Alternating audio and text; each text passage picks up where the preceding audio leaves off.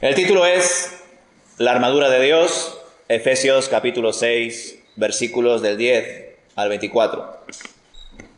Y escribe Pablo: Por lo demás, hermanos míos, fortaleceos en el Señor y en el poder de su fuerza.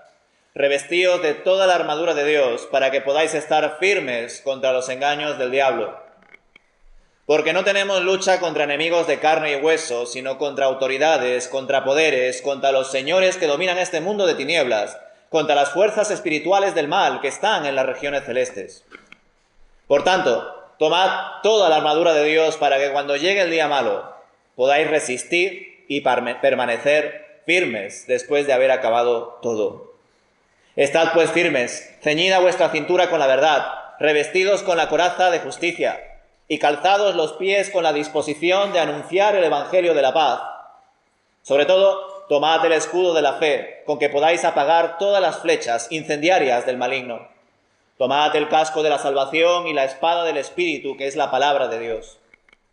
Orad en todo tiempo, con toda oración y súplica en el Espíritu. Estad alertas y orad con insistencia y perseverancia por todos los creyentes. Orad también por mí, para que cuando hable me sea dada la palabra adecuada para dar a conocer con valor el misterio del Evangelio, por el cual soy embajador encadenado. Orad para que hable de él con valor, como debo hacerlo, para que estéis enterados de mis asuntos y de lo que estoy haciendo.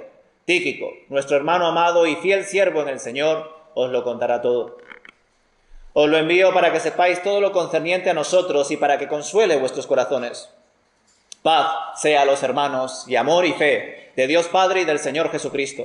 La gracia sea con todos los que aman a nuestro Señor Jesucristo, con amor inalterable. Amén. Amén. El apóstol Pablo, tras hablar de las distintas relaciones sociales que deben ser guiadas por el Espíritu, bajo el sometimiento de los unos a los otros en el temor del Señor, desea terminar su carta dando una última enseñanza acerca del verdadero enemigo del creyente.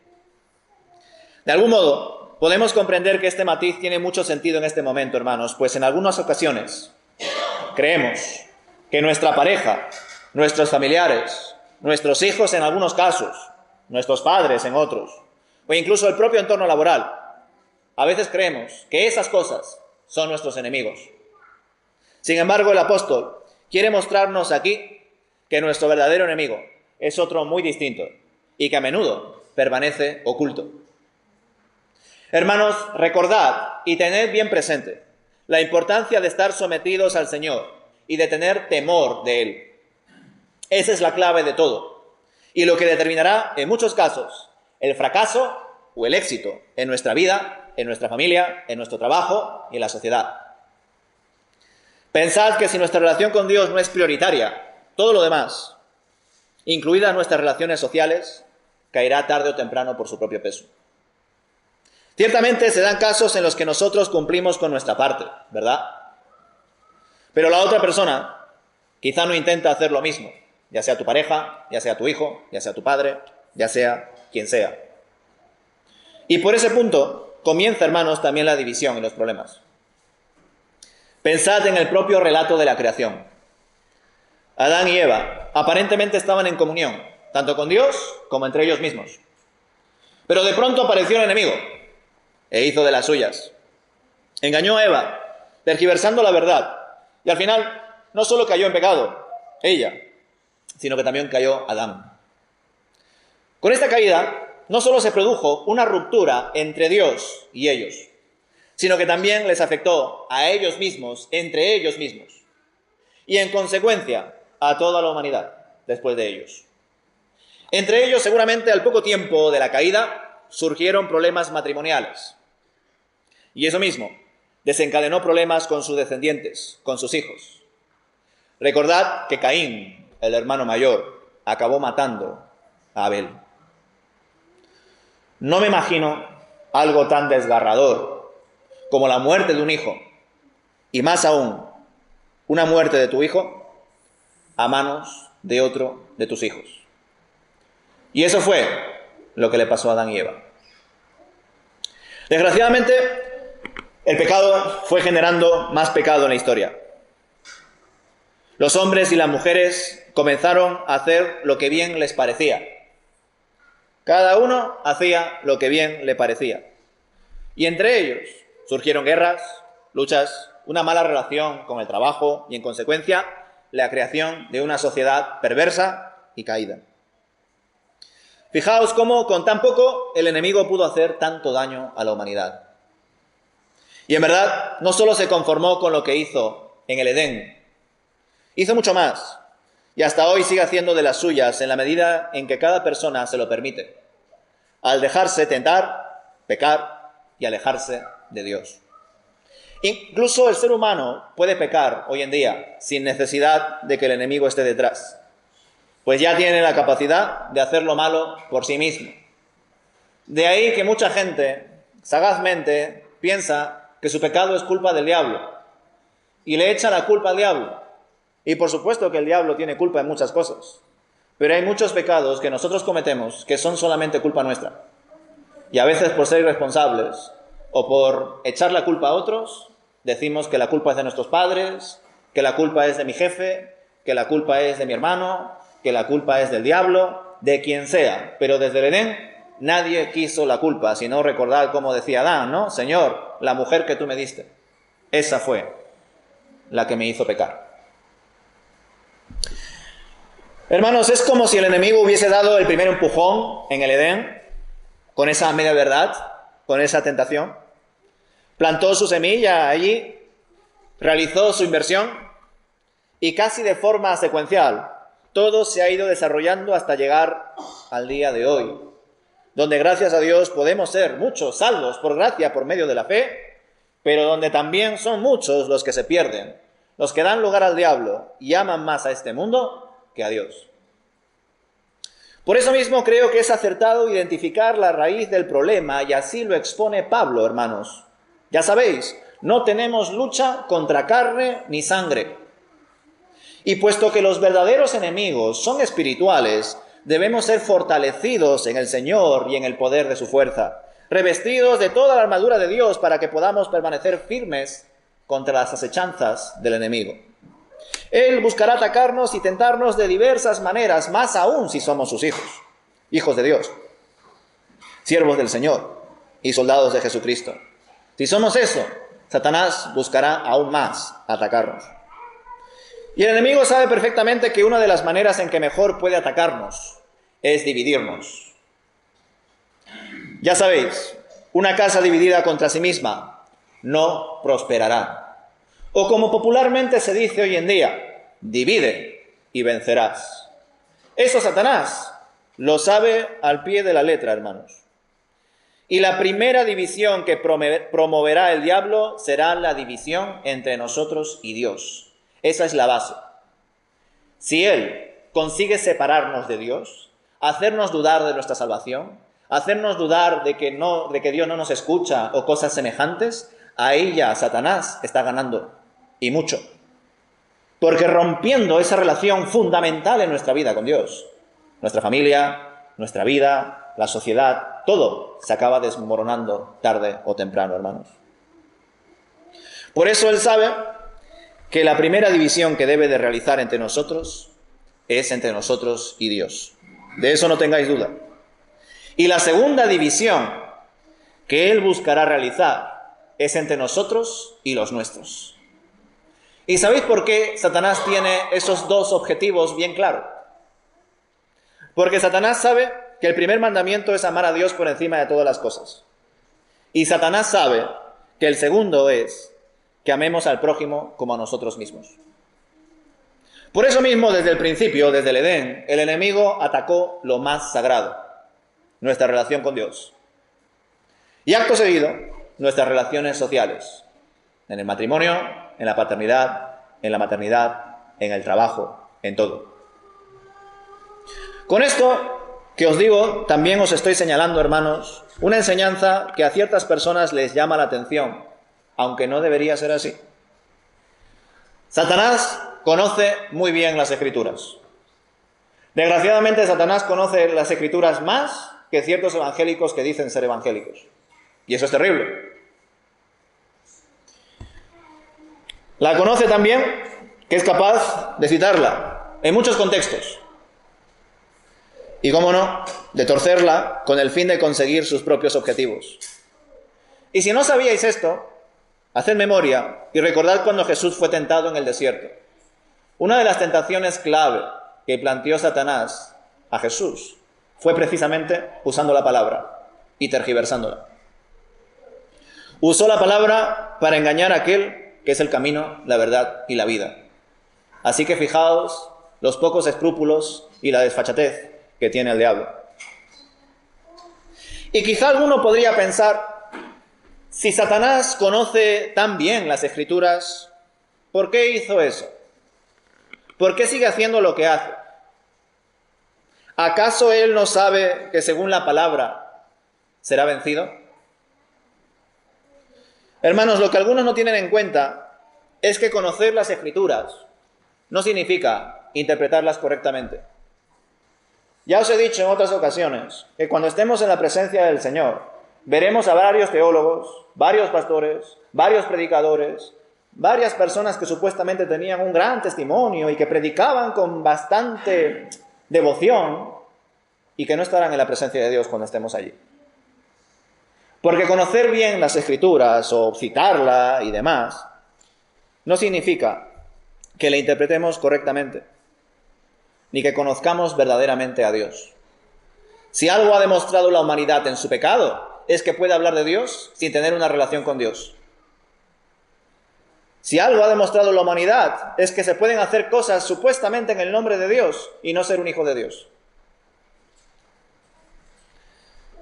Y en ese sentido, hermanos, Satanás mismo es la prueba de que alguien puede conocer la palabra, citarla, memorizarla, usarla, ser un teólogo y aún así no tener una relación verdadera con Dios, ni temerle.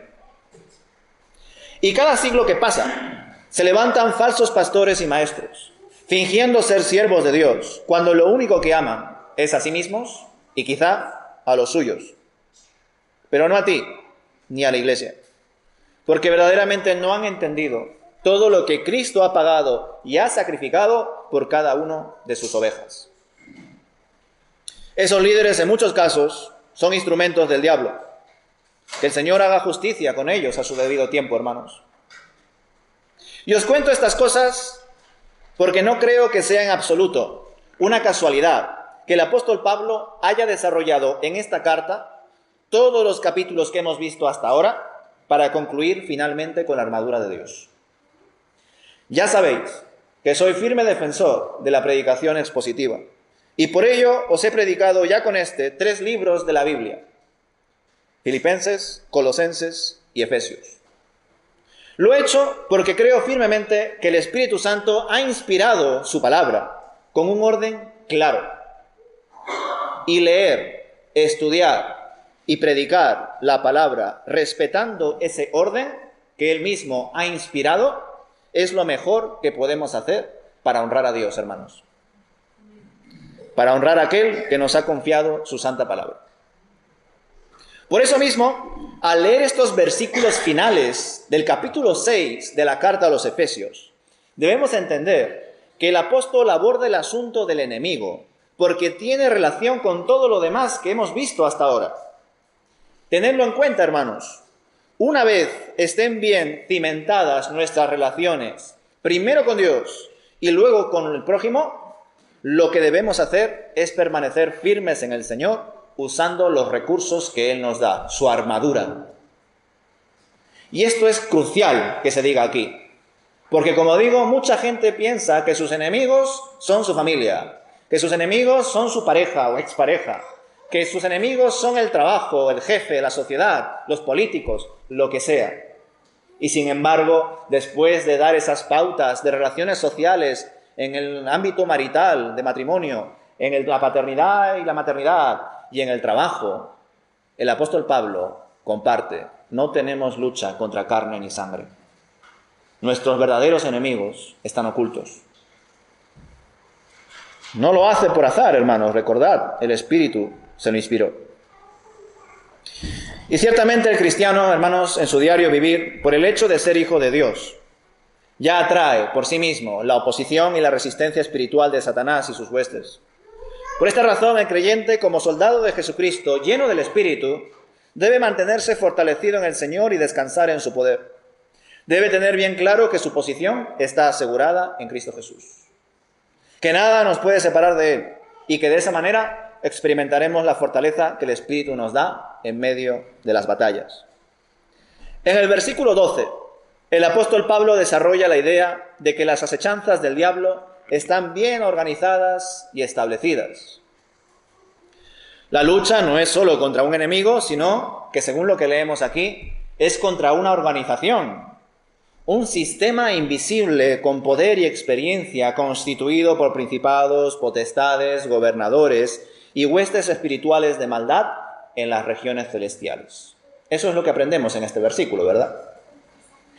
En este sentido, os quiero compartir que algunos comentaristas y creadores de contenido usan precisamente esta descripción que encontramos aquí para argumentar cómo es el orden del mal e incluso afirmar que dentro del orden del mal existen unos niveles, una especie de organización concreta. Personalmente, hermanos, creo que prestar demasiada atención a lo maligno y en algunos casos generar una obsesión por ello ya constituye una victoria del enemigo. Pensad en lo que os acabo de decir. Obsesionarnos con el enemigo, con sus ejércitos, con cómo actúa, sus nombres y todas estas descripciones, ya es una victoria del enemigo. ¿Sabéis por qué? Porque el enemigo no quiere que tengas los ojos puestos en Jesús. El enemigo quiere que tengas los ojos puestos en cualquier cosa, menos en Jesucristo. Por eso, desgraciadamente, hay personas, teólogos, creadores de contenido y predicadores, que cuando abordan estos textos, te empiezan a hablar de los diferentes nombres del diablo, te empiezan a hablar de los distintos niveles dentro del ejército del mal, incluso te empiezan a representar estos enemigos, estas huestes, y cómo operan, y estas cosas. Y yo no digo que no haya que tratar y estudiar estos textos, estas menciones que aparecen en algunos espacios del Antiguo Testamento, en los Evangelios, ni qué decir en Apocalipsis. Pero nunca debemos de centrarnos en estas cosas con la obsesión de querer saber cómo funciona el diablo y cómo opera el diablo. Porque eso es algo que el diablo quiere hacer. Quiere generar morbo en nosotros, curiosidad, que perdamos el tiempo. Y eso no lo debemos de hacer, hermanos. Por eso os comparto esta exhortación, porque no quiero que caigáis en engaños y que dejéis de poner vuestros ojos en Jesús. A continuación, en el versículo 13 en adelante, se describen los recursos del creyente bajo la figura de un soldado romano con su armadura completa. Casi todos están de acuerdo que el apóstol Pablo, que se encontraba bajo arresto domiciliario en Roma, al estar custodiado seguramente por al menos un soldado romano o dos, al escribir esta carta a los Efesios y ser inspirado por el Espíritu Santo, quiso hacer una analogía, una comparación entre la armadura que tendría el soldado que le estaría custodiando en su arresto domiciliario y la armadura de Dios que nos ofrece para resistir al maligno y permanecer firmes en el Señor.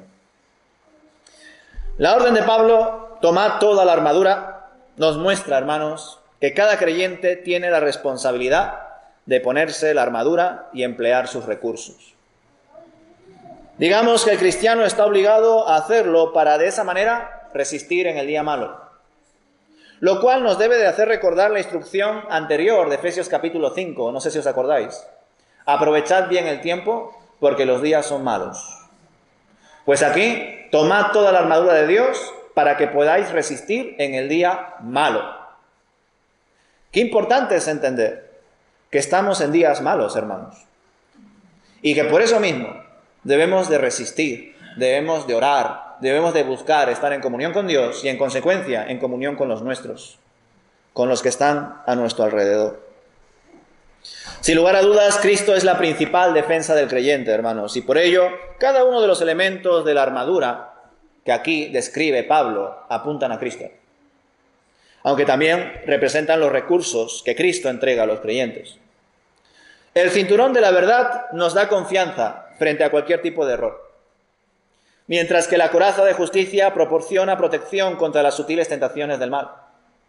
El calzado de los pies, con la disposición de compartir el Evangelio de la paz, nos provee de un propósito claro: hacer discípulos, compartirles el Evangelio, porque es poder de Dios para salvación. Y el escudo, que es la fe, constituye nuestra defensa segura contra los certeros ataques de Satanás, porque Él nos atacará. Quien siempre, además, no solamente nos ataca, sino que lo hace de formas muy sutiles, haciéndonos dudar de nuestra relación con Dios, como os he dicho antes. La salvación está representada en esta armadura por el yelmo que protege la cabeza, casco, la cual tiene que ver con el entendimiento de los creyentes, una mente renovada, una mente como la de Cristo. La única arma que aparentemente podemos encontrar en esta armadura de Dios es la espada que da el Espíritu y que es la palabra de Dios. Seguramente habréis escuchado ya, porque ya os he dicho que este texto es muy famoso, que la espada a la cual el apóstol Pablo está haciendo referencia no es a la espada larga, sino a una espada corta que tenían los soldados romanos. Y esa espada corta que tenían los soldados era una espada de defensa. Por lo tanto, con esta famosa armadura de Dios que tantas veces se predica, aquí el apóstol Pablo no le está diciendo a los efesios, ni el Espíritu tampoco nos está diciendo a nosotros, que salgamos ahí con la palabra de Dios a echar fuera demonios, a reprenderlos y a hacer esas cosas que en algunos lugares se hacen. Y ahora me vais a entender. Esta espada, que es la palabra de Dios, una espada que no es ofensiva, sino más bien defensiva, esto, hermanos, conecta con una enseñanza importante que aprendemos y meditaremos en su día, si el Señor lo permite, en Santiago capítulo 4, versículo 7 y en Judas capítulo 1, versículo 9. Nuestro objetivo, hermanos, en cuanto a la lucha contra el enemigo, no es reprenderlo, no es castigarlo, ni mucho menos darle protagonismo, como algunos predicadores hacen, metiendo miedo a la gente, hablando más del diablo y de maldiciones y de esas cosas, en vez de Cristo. Nosotros, hermanos, según la palabra de Dios, en Santiago, debemos resistir al diablo. Lo vuelvo a repetir, debemos resistir al diablo. No atacar, resistir, defendernos, soportar. Someteos pues a Dios, resistid al diablo y huirá de vosotros. No dice ahí reprenderlo, atarlo, hacer un conjuro, juntaos y hacer ahí una especie de, no sé, de culto místico. No. Someteos pues a Dios, resistid al diablo y él huirá de vosotros. Pero no solamente queda ahí la revelación de la palabra, sino que además debemos de confiar en que será el Señor quien reprenderá al enemigo a su debido tiempo, tal y como lo afirmó el arcángel Miguel en Judas capítulo 1, versículo 9, que dice así: pero el arcángel Miguel, cuando contendía con el diablo, disputando acerca del cuerpo de Moisés, no se atrevió a proferir contra él juicio de maldición, sino que dijo: el Señor te reprenda. Fijaos, si el arcángel Miguel, un siervo de Dios con gran poder, en ningún momento hizo conjuros, ni dijo yo te expulso, yo te mando al abismo, yo te echo. No, en ningún momento hizo absolutamente nada de eso. Le dijo: el Señor te reprenda. Fijaos, hermanos, cuánta ignorancia hay de la palabra de Dios en muchas iglesias. No entienden que el Espíritu de Dios ha inspirado su palabra para que la leamos completamente y de forma expositiva, libro a libro, capítulo a capítulo, versículo a versículo, para que así tengamos una vista panorámica de su palabra y de su obra. Pues aquí, hermanos, estos dos textos encajan con Efesios capítulo 6, porque la espada, que es la palabra de Dios, es una espada de defensa, no de ataque. En otras palabras, el Señor no nos manda a salir a las calles a expulsar demonios y hacer pues las actividades que a veces se hacen, ¿verdad? Eso no es a lo que nos manda el Señor, en ningún momento lo hace. Lo que nos manda el Señor es a predicar su evangelio, a hacer discípulos. Por supuesto, si en ciertas situaciones se da la necesidad de liberación, Claro que sí, si el Espíritu nos guía a ello, oremos por esa persona que está siendo atacada, tentada, influenciada, quién sabe si en algunos casos poseída por el enemigo. Pero si no es así, tengamos discernimiento, seamos humildes y sobre todo guardemos la palabra de Dios y cumplámosla. Porque eso es lo que el Señor nos manda, hermanos. Qué importante es leer la palabra y compararla con más de su palabra, porque toda la palabra la ha inspirado un mismo autor y ese autor es el Espíritu de Dios. Por otro lado, hermanos, continuando con el texto, comprobamos que la oración constituye el coronamiento de la armadura del creyente, algo que también algunos se olvidan. Se quedan en los detalles de la coraza, el escudo, el yelmo, el calzado, etc., pero se les olvida la oración. Fijaos. Sin embargo, aquí vemos que la oración constituye el coronamiento de la armadura del creyente, en el sentido de que debe ser una actividad constante y siempre guiada por el Espíritu. Debemos de orar sin cesar, hermanos. Es mediante la oración que se sostiene el conflicto bélico. Y ojo, se sostiene, se resiste. Pensad que a lo que nos manda el Señor es a resistir. Y con ello, pues practicar de manera constante, tanto personal como comunitaria, la oración. Estar en comunión con Dios, ser humildes, depender más de Él. Llegando casi al final, hermanos, y mencionando la importancia de la oración, el apóstol aprovecha y comparte algunas peticiones personales en los versículos 19 y 20, donde pide intercesión a los hermanos de Éfeso para poder continuar exponiendo el Evangelio a todos los que pueda. Porque él, aún estando preso, él quería seguir compartiendo el Evangelio. Ya sabéis, para él el vivir es Cristo y el morir es ganancia.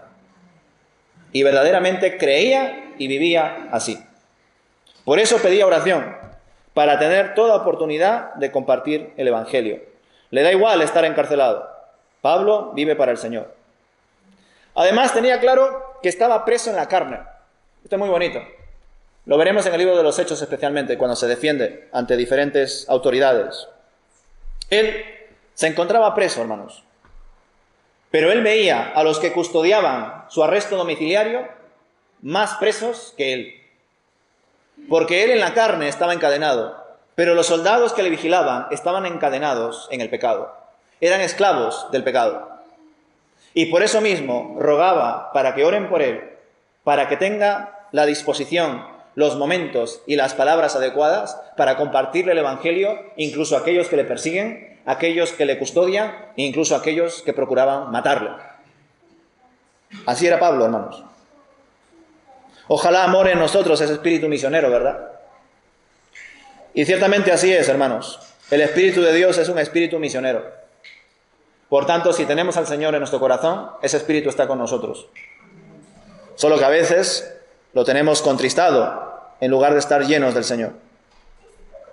Finalmente, el apóstol concluye su carta mencionando a un colaborador, a Tíquico, ya que él les dará a conocer su situación y su ministerio a los hermanos de Éfeso. Vosotros ya sabéis que Tíquico fue un gran colaborador de Pablo, lo vimos mencionado en Colosenses capítulo 4, y también lo veremos en Hechos 20 y en 2 de Timoteo capítulo 4. Dicho esto, el apóstol termina, como casi siempre lo suele hacer, con una bendición en la que menciona la paz, el amor, la fe y la gracia del Señor para la comunidad de los creyentes en Éfeso, y yo también deseo lo mismo para vosotros. La carta a los Efesios, hermanos, es muy instructiva. Espero que haya de algún modo incentivado en vuestros corazones el amor por leer esta carta con mayor profundidad si cabe. Es importante estudiarla al detalle y a la vez mantener una visión panorámica con esta carta y con otras cartas. Así que ya lo sabéis, hermanos, no tenemos lucha contra carne ni sangre. Desde el Edén, el enemigo ha buscado separarnos de Dios y enfrentarnos entre nosotros. Y durante muchos siglos lo ha conseguido. Por ello, debemos procurar estar firmes en el Señor, restaurar nuestras relaciones sociales, más aún si esas relaciones sociales están rotas, cuando además se supone que somos creyentes. Ya sabéis, hablo matrimonios, hijos, padres, contextos laborales, sociales. Si se supone que ambas partes son creyentes, ambas partes deben de procurar la paz, la reconciliación, la restauración. Porque si no, Si el enemigo no ha presidido esa separación, esa división, creedme que buscará aumentar aún más esa división. Porque Él es así. Nos divide primero de Dios y luego entre nosotros. Así que con más razón, hermanos, debemos de orar, debemos de centrarnos en Jesús, debemos ponernos la armadura de Dios, pelear la buena batalla, guardar la fe y de esa manera, en el tiempo de Dios, obtener la corona de justicia, tal como concluyó Pablo en su última carta escrita en 2 de Timoteo. Quizá llegaremos algún día a ella. Que el Señor os bendiga, hermanos. Amén.